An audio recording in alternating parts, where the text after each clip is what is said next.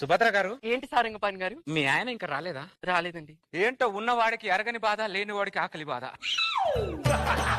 ఏదో అన్నారు.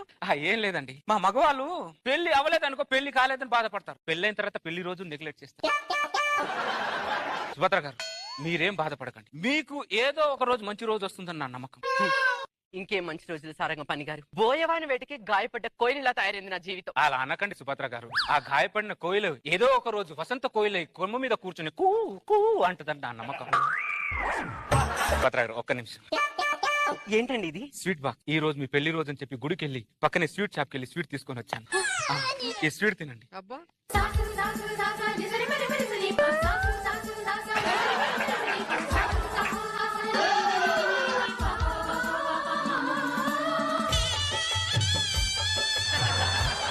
కట్టుకునేవాడేమో కష్టాలు చూపిస్తున్నాడు, పరాయి వాడేమో